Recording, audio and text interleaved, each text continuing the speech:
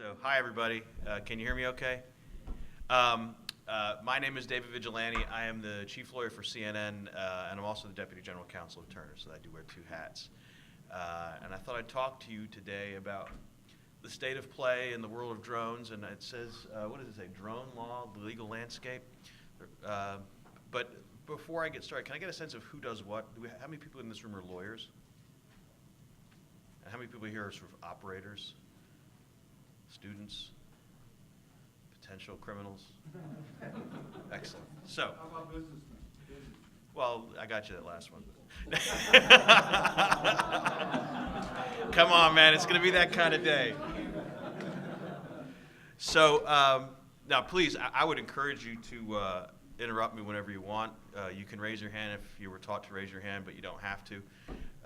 When you work at a news organization, people just say things that are on their mind when they come out of their mouth.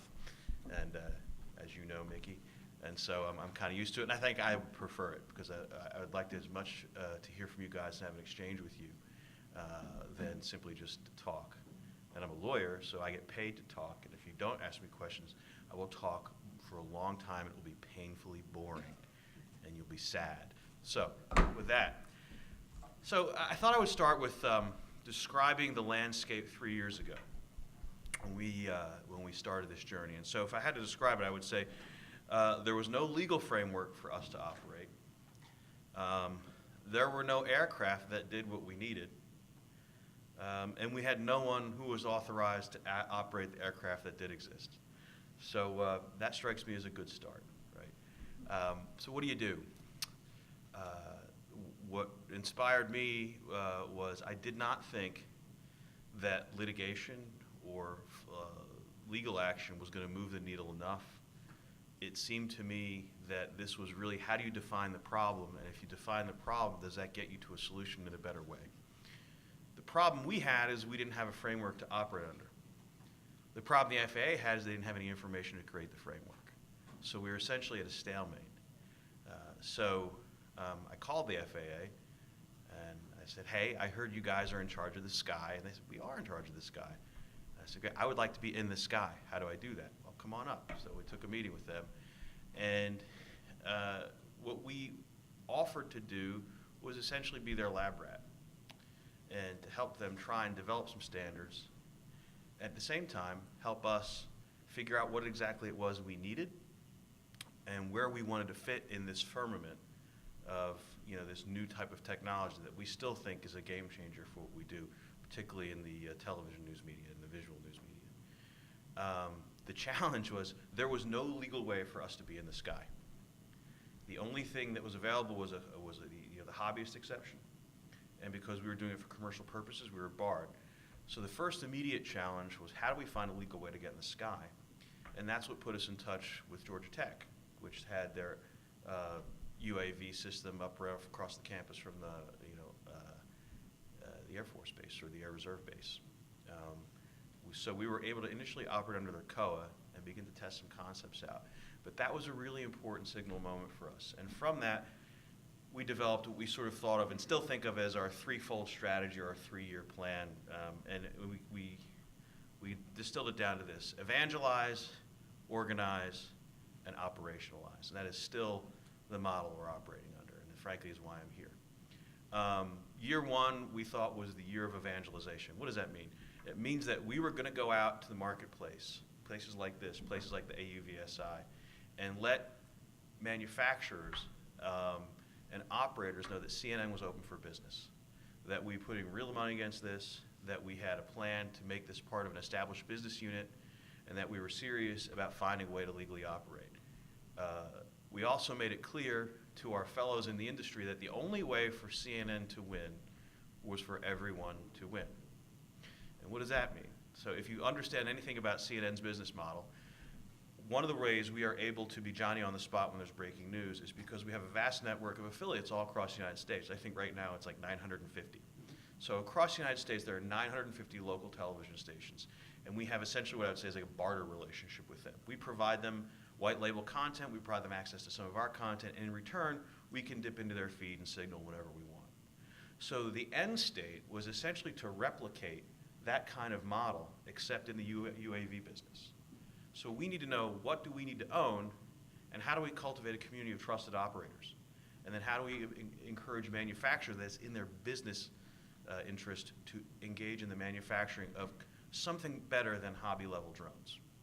Our holy grail of a drone, and I'm sorry, I'm just calling them drones because I think that ship has sailed, is something that can fly for an extended period of time, that can carry a real television lens camera, and can return high-definition streaming video to ground live. We have some of those. They're not quite ready to operate under the circumstances we want, but what we're learning is we are able to operate well with some of the newer small devices that are better than the original ones. Size really has to match the shoot. For super high quality cinematic ones, we pull out the Mac Daddy drone that costs us a lot of money and has all those things. But for breaking news, there are others. And so what we're part of, right now we're learning what's going to be in our toolkit. The other important part of what I call the evangelization part was, we're in an unusual situation to try and take a leadership position in some sort of development of an industry, because ultimately we're just a customer. That's where we fit in the food chain.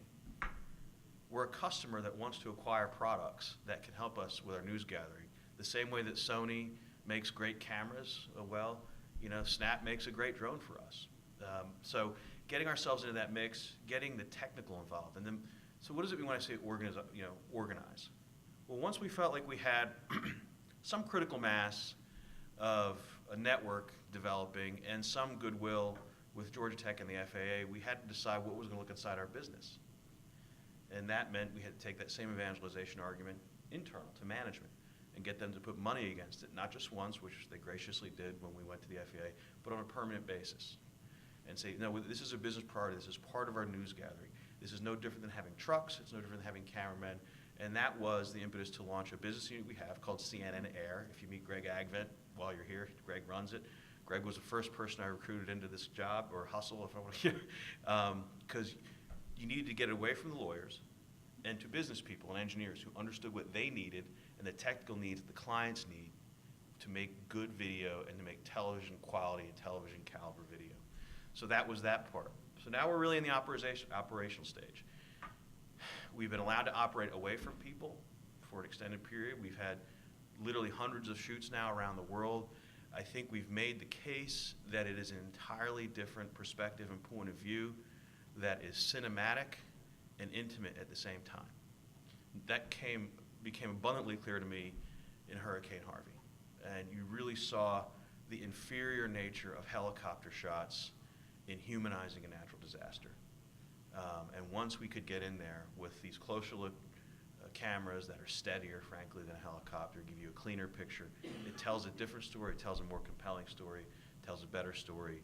We were able to do the same thing again just 2 days ago in Raqqa in Syria, where the first day of seeing what that city is like, it's just a way of presenting visual imagery and facts to viewers that was never available to us before. And every day, as we get better at it, the case for this editorially gets stronger and stronger. But we still have challenges. This week was a really good example. We talk about the patchwork internally, and the patchwork to us is shorthand for the dust really hasn't settled on how far the regulatory authority of the FAA reaches and where states can operate. Some states we believe have gone too far. Chicago and Illinois, some municipalities have gone too far, and they make headaches for us. Another good example was just this week we had sought to use a drone at the University of Florida to cover the Richard Spencer speech. And we were told no drones. We dealt with the campus police. This was an interesting thing from a lawyering standpoint because it's about the police power of the state, how that impacts the First Amendment, the obligation and right to create a secure environment. Not yet the battle we wanted to pick, but I'm predicting that one day that battle will get fought out in the courts, and we'll figure those contours out. I think similar to that, we can't deny the impact that privacy concerns are going to have on this. And we're going to have to navigate those in a way that is respectful. In a way it's easy for me because as the chief editorial lawyer for CNN, we navigate privacy every day. Every shoot we go on, our permanent, mandatory training has, long segments about privacy that we require our journalists to understand. But when you change the pivot point of looking in, what new issues does that raise, and how our state's going to react to that? We don't know yet. I think that, we work very closely with the state. I'm on the Governor's Drone Commission with Louis Massey, who's down the hall, and I think we have a good drone law. And what it did was two things. Number one, it solved for that patchwork problem by essentially creating a preemption for state law, and this was to keep Augusta National from creating drone law for the state. But it also acknowledged there were privacy concerns more on the law enforcement side, and didn't try and solve for privacy law in general, understanding that Georgia already has a well-developed body of privacy law, and some of this will just have to develop more iteratively. We wanted to do that for two reasons. One, it's very important to me for both personal and professional reasons, and as a member of the Georgia Chamber, to see that this industry flourishes here. There's no reason this industry should not flourish in the state. We have every ingredient you need. You have industry, both agriculture, media, rail, all of which are right at the core of the Pathfinder process. You have high technology education. You have excellent university system across the entire state. We have land, which is really important. We have private airports across the state. We got a drone manufacturer from New Zealand. We encourage them, and they have. They're moving their operations to Dawsonville, Georgia, because they wanted to toehold the United States. We introduced them to the representative from that area, who introduced them to Bill Elliott, who has a private airstrip, which is exactly what he was looking for. And so these are the kind of things. The drones that are manufactured in the United States are the ones that are more likely to get blessed by the FAA because they feel like they can control the equipment of it. The biggest challenge we have using companies that make hobby drones is if you're not willing to submit your specs to the FAA is far more reluctant to do anything other than bless a specific craft. And what we're looking for long term is sort of class certification. So if a manufacturer submits its specs to the FAA, then that vehicle can get class certified. So not just Jimmy's F-150 will be certified, but all F-150s will be certified. And that really opens up the marketplace for users, and it opens up the marketplace for operators. So that's where we're working. That's the backward. And if I had to say, that's kind of where we are, and that's our project for the next few years. We got some really big and really fantastic news this week. We got the first ever waiver to operate over people, which has been our holy grail since the first meeting we ever had with the FAA. They said, what do you want? I said, I want to operate over people whenever I want without permission. So we got one of them so far, but we're working on the other two, which, by the way, is how we operate the rest of our news operations. And part of the exchange for that is we can drive our news vans where we can drive them because we have licensed drivers who are submitting themselves to a regime that you do when you're a driver, et cetera, et cetera. That stuff doesn't quite exist. That's being invented right now, which is what makes this really exciting. Both with the waiver process and the waiver we just got, we essentially invented the standard in coordination with the FAA. We found that they did not have the appropriate or sufficient process to get the permissions we needed.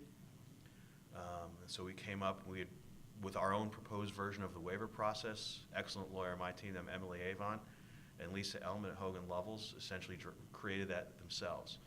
And the FAA adopted it, with our advice, and that became the vehicle that we got our first waiver, which was to operate a tethered drone. Same thing happened here. We were going back and forth over the kinetic energy standard or some other standard to measure whether a drone's safe. Well, if you just use kinetic energy, you're always going to run into the problem of weight. It just discourages you from making larger vehicles. There has to be the ability to build in other safety measures. Our large Altus drone, for example, has a ballistic parachute on it that deploys if it loses contact, so it floats to ground. Those kinds of innovations are really important. And what I always say is the safer the manufacturer makes these vehicles, the better my First Amendment argument becomes. And that's where we want to end up. So then we can start having those, discussions and maybe debates with the campus of the University of Florida or the city of Chicago that, look, we're safe, we're legal, this is no different than cameras on the ground, we're complying with every applicable law. Now let's talk about whether you're infringing on our rights. As a news organization, that's where we want this headed. This is our long-term aim for building a framework that we can have this as a real part of our news gathering on a permanent basis. Same thing, but so what again, Emily and Lisa came up with was a reasonableness standard that took those into account. And because of the size of the SNAP vehicle and its frangibility, which is a word I didn't even know existed until about a year ago, Did anybody use the word frangible any time in their life before they, hey, thank you for this frangible toy for Christmas? No. Fraggle Rockable, yeah. Fungible, I knew. I knew fungible because I was an associate in a law firm. But frangible, I didn't know. So it's frangible. It comes apart, put back together. It's not that heavy. And interestingly, they actually gave us more altitude than we thought we were going to get, which I think is better. There's sort of two interesting components to altitude. One is we don't need to fly as high as we thought to get great shots. That's the plus. But two is the craft are still loud, and at some point the sound of the craft is a distraction and a nuisance. And if you can fly higher, you're less noticeable and less less likely to be heard and less likely to be a distraction. So depending on what kind of news coverage you want to do, that's a good thing.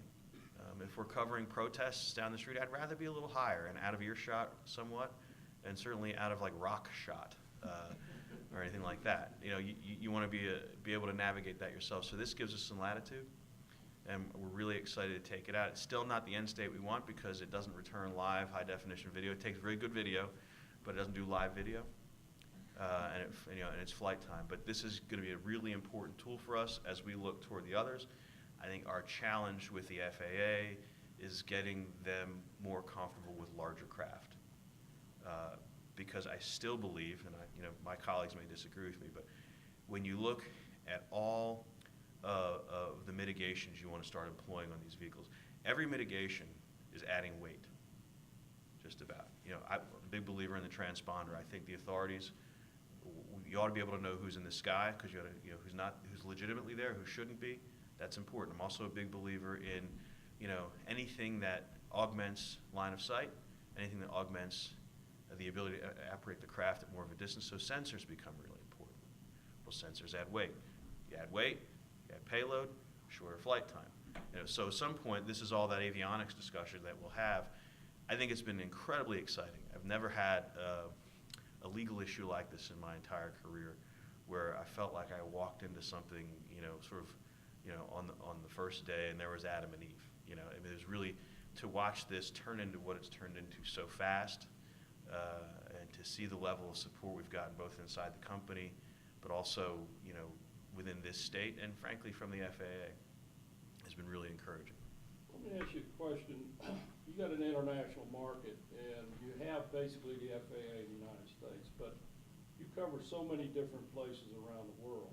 How much pushback are you getting from, say, England or Germany or any of these other places that you actively have reported that? We have active operations over there. So just like we set this group up, there's a larger sort of team air. Right. And there are people in the CNN air team who are devoted to the international operations. So my chief international lawyer, Lee Williams is her name, she meets with the CAA, which is the British equivalent of the FAA, and talks to the authorities in continental Europe. We've been in touch with the authorities in Brazil and Argentina and Japan, and some of them are farther ahead and farther behind on their regulatory model. And then candidly, some places where there's really no viable state, like Raqqa, Syria, we just go up. If ISIS wants to find us, I guess they can. Similarly, there's a certain amount of risk taken with that, but I think we've been able to use some of those shots to really make the social utility case for these. The one I always like to point to is after the earthquake in Nepal, our crew was in a van going over through the mountains, and we came upon a landslide. And so it was impassable. So what were we going to do? Well, we took our craft and we flew it in the air. We went into the valley 2 miles, and we found 2 villages that had yet to been reached by rescuers after the earthquake. I can't think of a better use case to justify, beyond line of sight flight than that. And we shared that with the FAA, by the way. We were very clear that we're going to play by the rules, but where we can, use our opportunities outside the United States to experiment and test what these craft are capable of and what they can do for us, we're going to do it, and we're going to share that information with you, because that helps them determine from an engineering standpoint what they can do and what they think is safe and worthwhile. The other trick about the United States is actually, some will say that the U.S. has some of the most unregulated airspace in the world, below 4,000 feet. And whereas because Europe is smaller, and there's a lot more traffic between and among countries in the air, you have more of a regime of regulation that you can tap into immediately. With the United States, it's basically below 4,000 feet is rules of the road. You know, turn right if you see a plane, left if you see a helicopter, and back up if you see a balloon or something like that, right? But it really is not, and that works in the world of visual line of sight. And it works in a world where the craft has a human being inside who's operating it. And so this is the next curveball is, what do you do?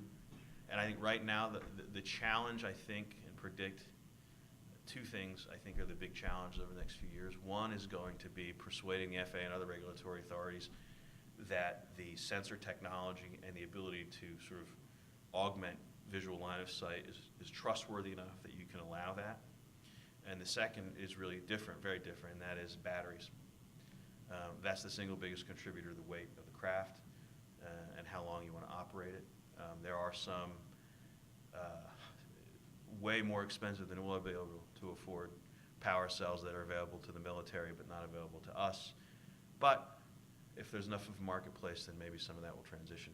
But the lithium battery is its own limiter, and it also creates challenges about transport. We found with some of our larger drones in the United States that rather than travel with the whole thing, we just keep batteries in various parts of the country that are usually a 2-hour drive away, and that's a lot easier than trying to get them through the plane. David, I kind of have a two-part question. One is hopefully a clear legal opinion, and then the second one is a consequence.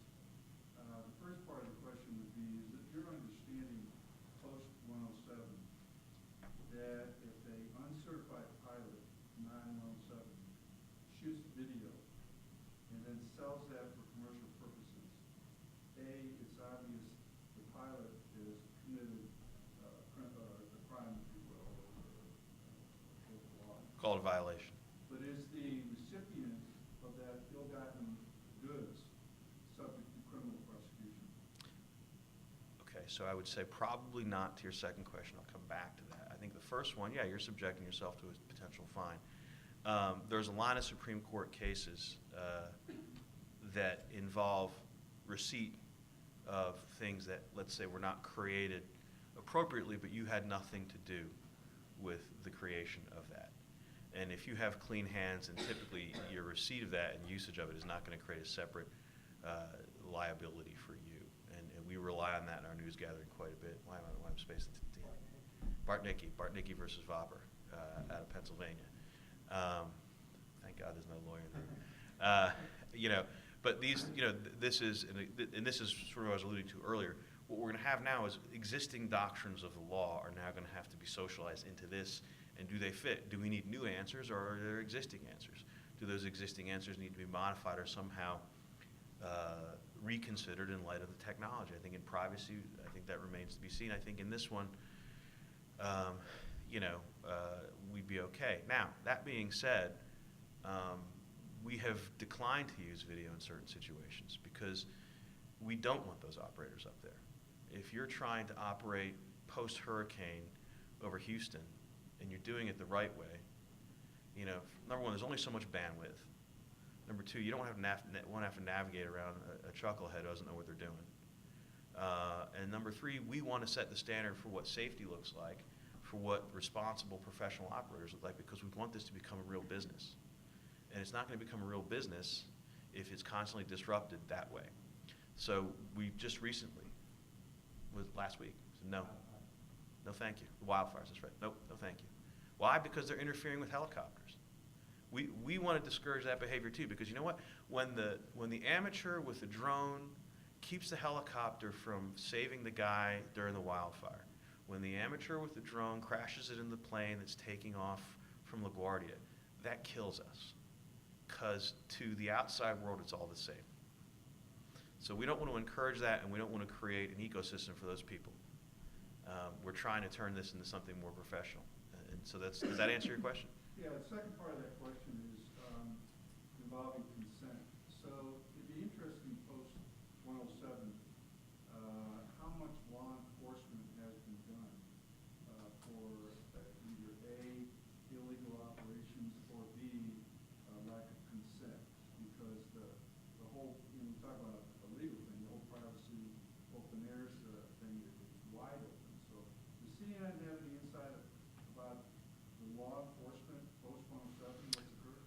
actually think that's going to be an area, I think I mentioned this earlier, where the intersection of what does the FAA control and what do other aspects of the government or branches control is right there.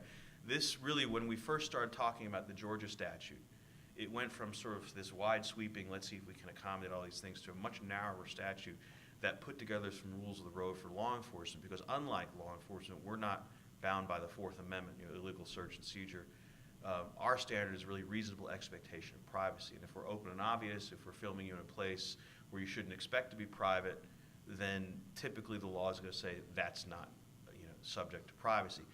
I think it's up in the air how people are going to feel about that from an aerial view. I think traditionally people expect that they are private in their backyard if they have a fence. And we're going to have to navigate that. I think newsworthiness always comes into play. Even if something is private, if it's sufficiently newsworthy, we're protected to publish it. I think a tougher thing is if you're just doing some surveys for your neighborhood, or I'm just curious what the neighbors are doing with their pool. Yeah. So, but I think that is the part that is going to have to develop a little more iteratively, and I think different states are going to handle it differently. And as long as they don't interfere with the regulatory regime and what the FAA controls, then you're not going to have a preemption problem. But again, that became the third prong we talked about with the state legislature was, let's avoid preemption. Let's not, because that creates its own problems. Isn't that the kind of the heart of the issue right now with the Drug Federal Registration Act and what's going on with the two bills, the Feinstein bill, and do we know what the FAA is going to control? Is it grass the sky, or do you think that, in your opinion, would there be some carve out there for local municipalities or states to determine what happens in that airspace, say, ground to 200 feet? I mean, the FAA's position is they control everything over the grass. Right. So when you're playing catch with your kid, I mean, technically you're violating United States international airspace. And if you're really good, you're really in trouble. Like you throw that ball really high. I'm old now, so it's not a problem. Before, when I was a young man, I'm kidding. Come on, guys. Yeah. I think you're going to have people like Feinstein, and particularly what's going to be interesting to me is what a problem the state of California is going to be for the development of regulation of this industry. This is why we broke from the MPAA on their efforts to get the Georgia bill, because they also have to, as I put it to the MPAA lawyer, we don't have a paparazzi problem in Georgia, and we're not going to solve for it here. And the more you try and import that into other jurisdictions, and the more California legislators try and import that into federal legislation, the more problematic it becomes. I think the state of California is free to legislate on that, and that would play out in the courts. Your second part of your question was about? Well, specifically about how that relates to your business in particular, because we look at the Lance process that's coming up, and and what the FAA is trying to do and is doing to help expedite the process of getting clearances and authorization to fly in restricted airspace. And not to divert too far from that legislation, which I think is a good topic and that we can address it, but in looking at those approvals and how CNN operates, and you don't know where something's going to break out or where you're going to have people, how do you navigate getting those clearances when that process is not in place to do it in an expeditious way? Well, sometimes you have to file a lawsuit. Sometimes you have to decide whether you're going to abide by it because you think they have a good argument that it's legal. And sometimes you take the position that their ordinance is illegal. This is, Greg's in the back of the room. These are live conversations that we've had within the past 5 days. This is the next phase that we're going to have to enter. We're thrilled that we've gotten as far as we've gotten. I think we really were able to plant a flag this week. Beyond expectations. I can't tell you how surprised and pleased I am. But this is now we're ready for phase 2. And phase 2 is going to be the maturation of this industry and the maturation of some sort of framework so that, what does any industry need? You're the business guy, right? What do you need to thrive? You need predictability. You need to know the rules. You need to know predictability that the rules are going to be enforced in a consistent manner. And then you can begin to build a business model against that. because then you're willing to put investment against it because you can then begin to anticipate the return.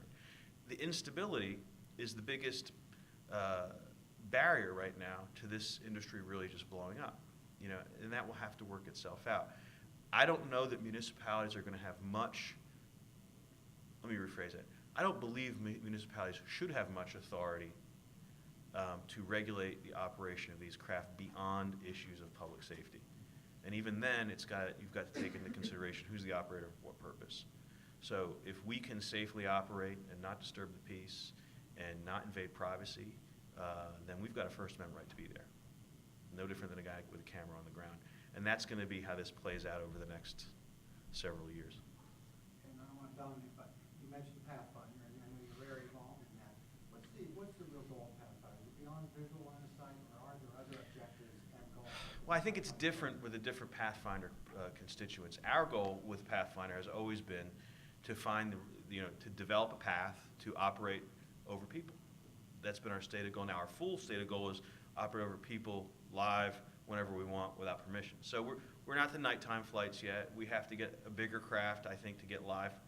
But we're there in the terms of we have a really important framework now that we can use to continue to make the case that as the technology improves, as the expertise improves, we can do this in a safe way. The others are about visual line of sight. It's about exploring, the abilities with architecture. There's fixed wing. We don't really have much of a fixed wing component, although there could be a time, especially if we get, beyond VLOS, where, a fixed wing craft would be an amazing way to tell the story about the border wall. And, you can go up and down, but man, if you could fly for 7 miles, that's a story. Especially what it does is it enables you to see just how diverse the terrain along the Texas-Mexico border is and the Arizona-Mexico border. And what does it really look like to try and build a wall? So from a storytelling standpoint, that is really interesting to us. The second advantage of fixed wing is there are fixed wing with persistent stair capability where they fly in circles, and fixed wing have a much, much longer flight time than rotors. A lot of the surveillance aircraft the military uses are fixed wings that fly a very high height. They can also fly higher. You can navigate air, and turbulence better. So, that's what some of the other Pathfinders are working on. But this was our charge. And, there was a question over here, and then right to you. Similar question to his about airspace and communities. I read an article last week. Palm Beach, Florida city had passed legislation disallowing all unmanned aircraft flights. And just last week that got overruled. And so I just was curious if you saw that in the future. Is that going to happen a lot? Is that going to take 2 years? Is that going to be no idea? Not with Mickey. Well, Singer. Yeah. It just got one. You know what Singer is. You want to talk about that? No, you do it. All No, right. I don't know about So, that. I talked about this in the other seminar. Singer v. Newton was a case in Massachusetts that just got decided about a month ago. Mr. Singer brought same thing, said federal preemption. Federal court said absolutely, that's going to be the model going forward. So, to answer your question sort of slightly different way, and to not sound like a miscreant, we're looking for the right case. CNN is. This is another conversation that's literally happened right now. Mickey's group, we work in coordination with each other. Chuck Tobin, who represents the coalition, he and I were on the phone yesterday. This is the important next phase, and we're going to have to probably file some cases and pile up enough wins until local municipalities recognize they're going to lose, and at some point you're going to lose poorly, and you're going to pay fees and get sanctioned. Right now, like our big bugbear is the city of Chicago, which did exactly what Palm Beach did. Whether that's where we go next, don't know. You always, as a lawyer, you want to find the right case. You want to find good facts. You want to find sympathetic facts. You want to find one where you can use it as an example to take outwards. But that's certainly and absolutely central to our thinking right now. But like I keep saying, what the next phase looks like, we're going to have to make some elbow room for us to operate. And some of it's going to be through legislative aims, and some of it's going to be through negotiation. I'm actually proud of the fact that we have excellent relationships with the law enforcement we work with, even with the University of Florida. We didn't get what we wanted, But we also decided not to go in there with brickbats because we're probably going to want to go back there. And I'll bet we can persuade them that we can do it in a way that is going to satisfy their concerns. And at least for now, I'd rather open a dialogue because I do think there is a symbiosis to that that's enables us, I think, to get into the door. Do you think the FAA will retain ownership of certification, or will basically you have to get a license from a state to fly under that? I don't know. I mean, they've come out with a certification regime for UAS operation that frankly we require more than that to operate for CNN, and so that I don't know why that would get devolved to the states. Because it seems like it's going to be, I mean, I haven't seen it in operation, but it doesn't seem like it's going to be that onerous, and it doesn't seem like it's going to be that administratively onerous. Like passages like Minnesota, you would have to get a license from Minnesota to fly in Minnesota. I think it goes back to Mickey's point. At some point, those are all just going to fall. You have a lot of state legislators who are doing things without really being mindful of what the doctrine of preemption means. The jurisdiction is done by the FAA, right? Period. Yeah. So why would the states have to do it? They shouldn't. That's my point. If the state says you must be certified by us, you say, no, it's called preemption. You know, supremacy clause, constitutional stuff. I think they are. I think that,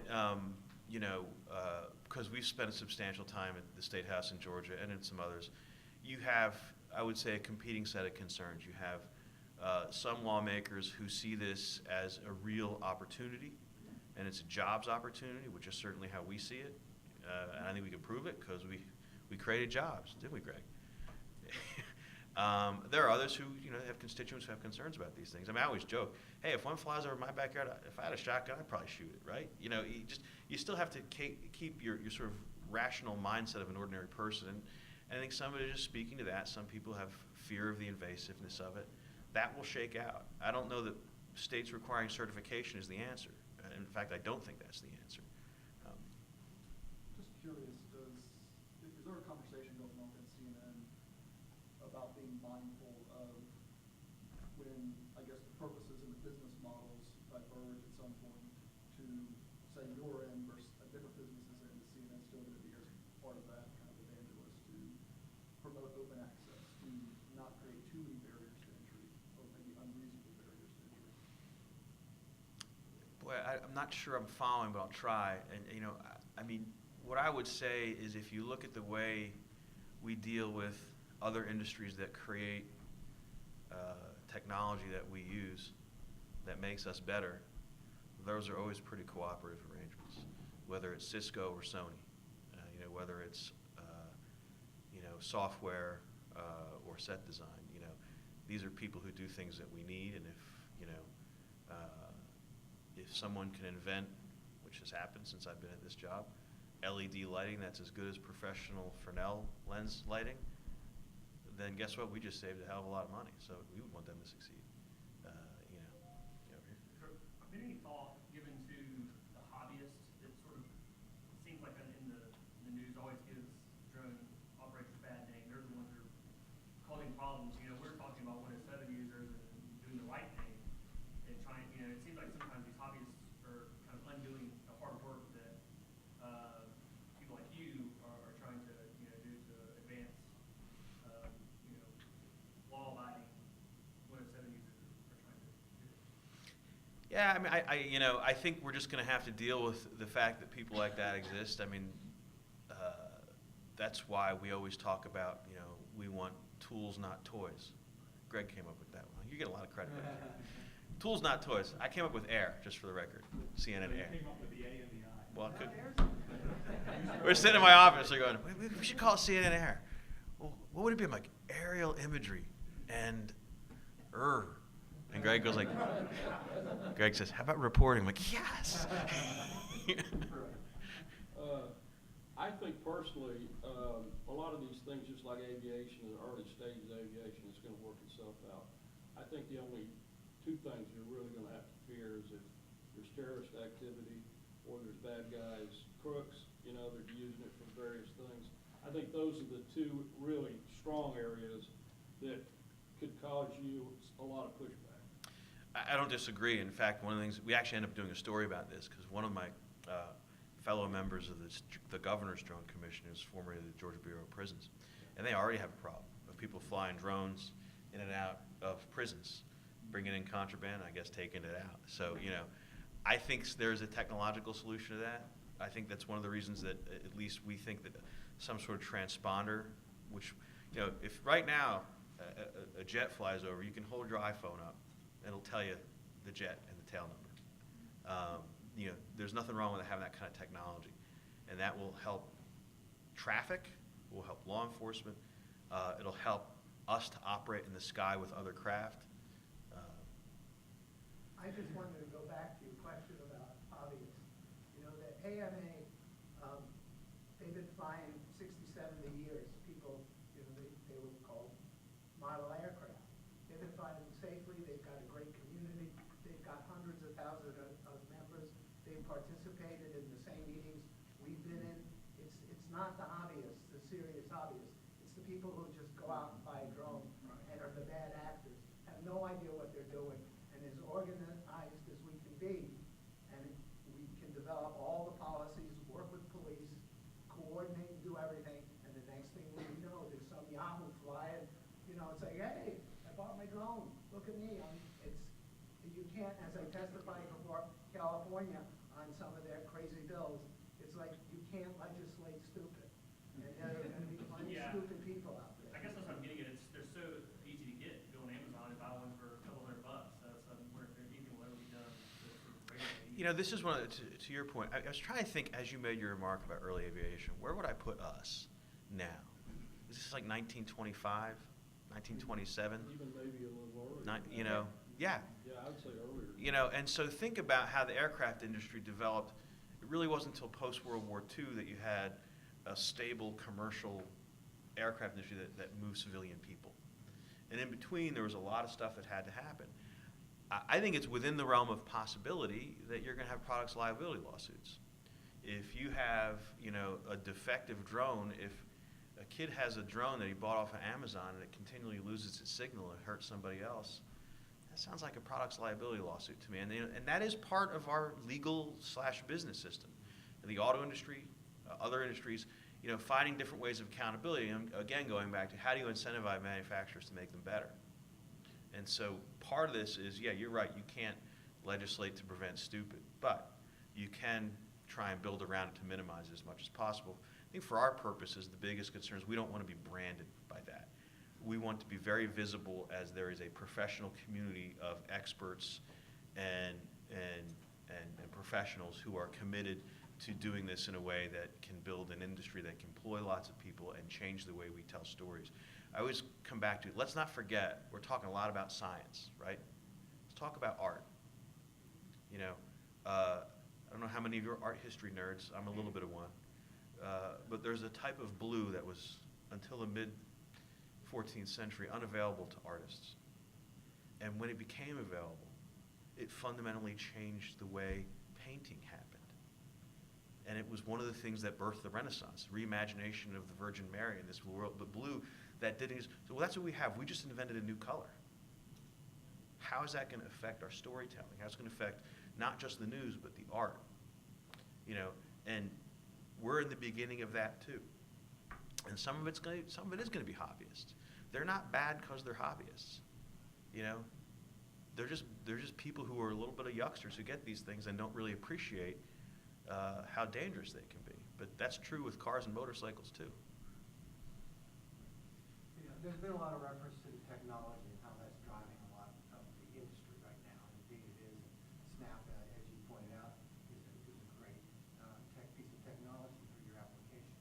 So and that's just changing things with the sense and avoid technology as evolved and grown. So that's obviously having a lot of influence and impact on the regulations or the availability of airspace or beyond line of sight.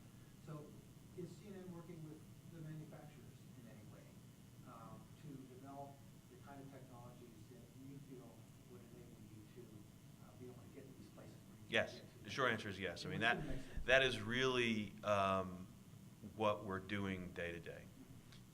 Those are the meetings we take. We get pitched by people. We take meetings with people. Is there the ideal craft that, putting aside that we don't have the ability to, actually engineer it, what are the things that we need? And, so it's one of the reasons we come to conferences like this. That's the evangelization component that's ongoing.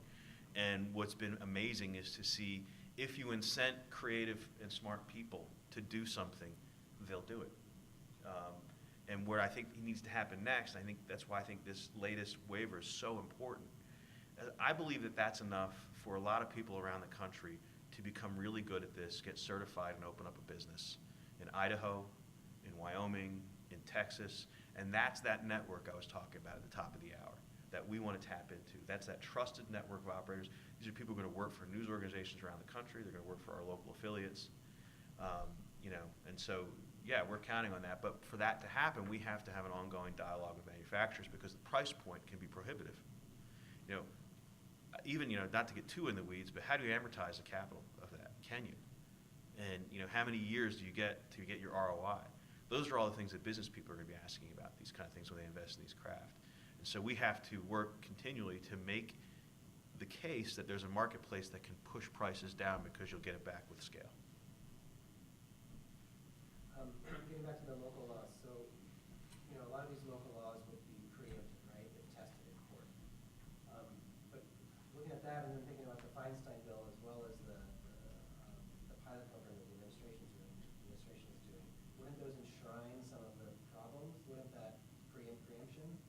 Essentially, are those different aspects of local laws, and what's the difference? I don't know that the Feinstein bill can circumvent the jurisdiction of the FAA, and I also don't think it has support.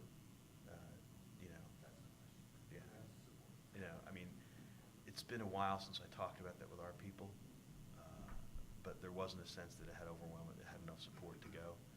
The pilot program that the administration is doing, isn't that similar aspects of the Feinstein bill, providing them airspace, 200 to 400? Well, the FAA looks at that too. They're Class G, Class E, and how you're going to grade the airspace and who can operate what there, or what can operate in that airspace.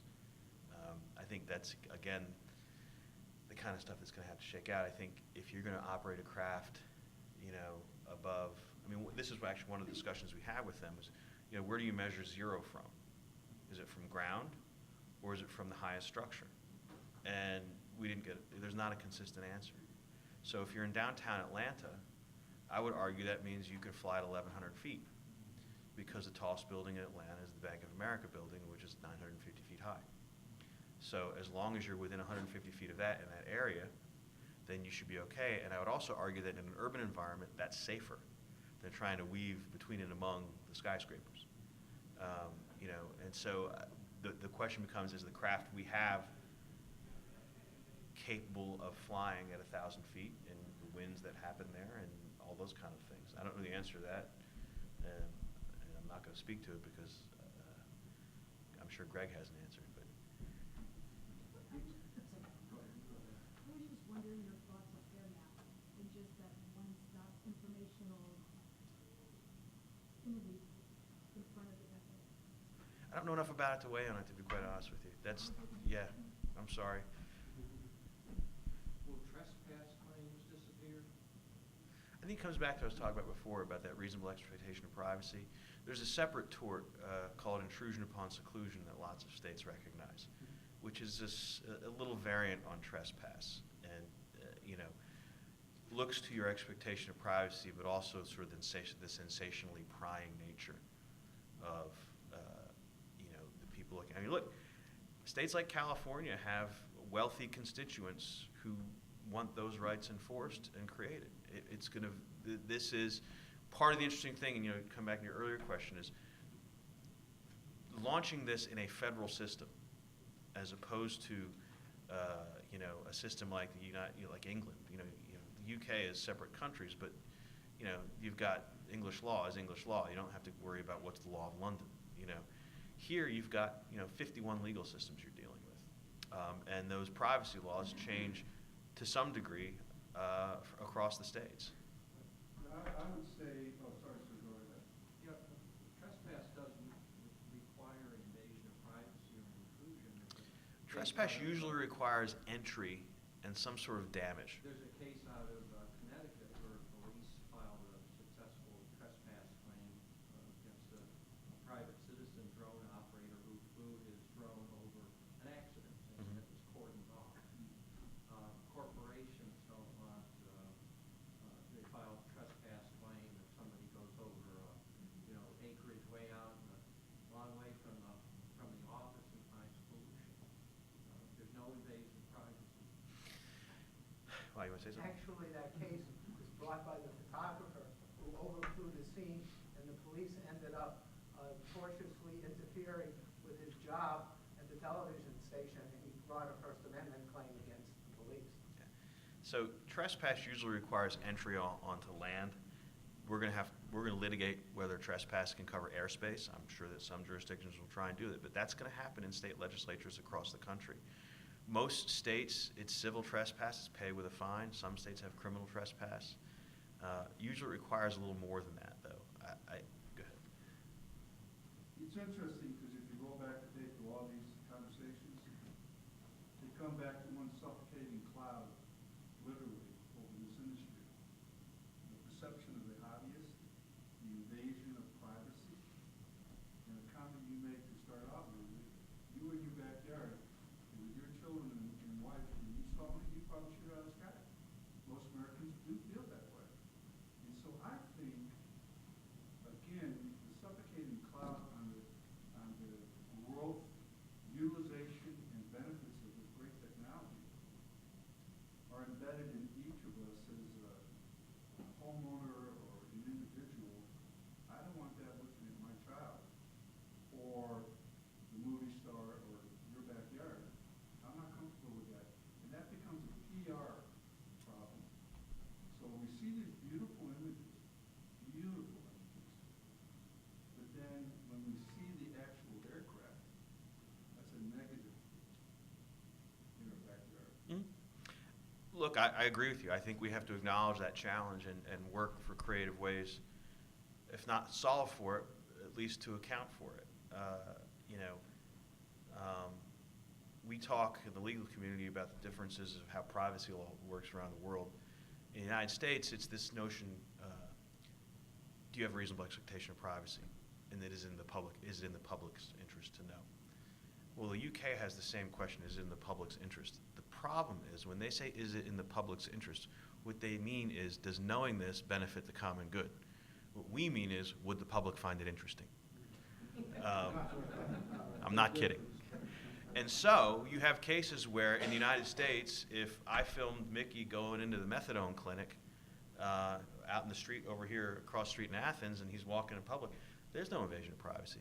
But that same exact case in the UK is an invasion of privacy because they see that situation as a private situation that's imbued with a sense of privacy. Now, I'm not saying that that's our solution, but I am saying that that concept may enter into the dialogue that is your backyard, especially if you take steps around your yard to make it private, is it reasonable to expect that people aren't going to fly over your house unless there's a newsworthy reason? That's part of the discussion going forward. And what's the law in Georgia right now on that? Well, You have to have consent. I mean, there's no airspace rights in Georgia. You don't have, you don't have a right of privacy over your home.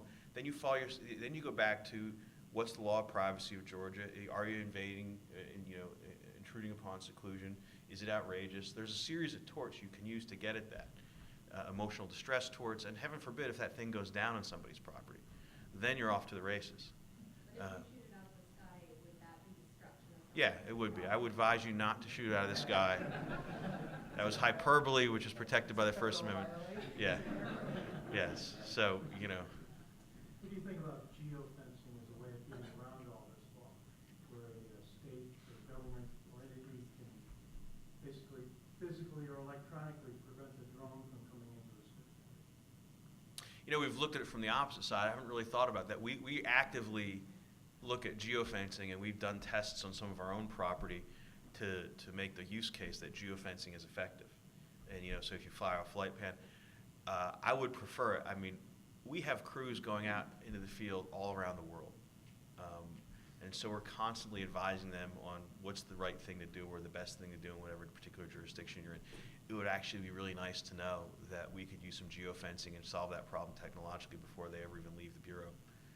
So we've been really looking at that. We've been looking at mesh networks as a way to sort of create different alternative communication methods so we're not dependent on public airwaves. And again, we're looking at redundancies in urban environments that allow us to use essentially radar sonar because GPS is not as effective with all the interference. So if we do have to navigate among the buildings as opposed to above the buildings, we have something that's a redundancy for GPS if we lose good GPS. And sensors actually off the buildings. That's one of the vendors we're working with right now. But all that comes back to the geofencing. I do think there's some technological solutions. I think that the Secret Service will begin to employ them. I think that may even become something that's a private product. Whether that's legal, I don't know. But that's going to shake out. There's a lot of TBD in this discussion, but that's kind of what makes it exciting. And it's what's made it really fun for the past few years to be involved in. Like I said, I've done a lot of crazy stuff just because of the nature of my job. I've had to be involved in a lot of unusual things. This is the neatest thing I've ever worked on. It's just neat, for lack of a better word. So I got time for, I think, one more. Excellent. Nothing left. I left it all on the floor. Thank you, everybody. Thank you.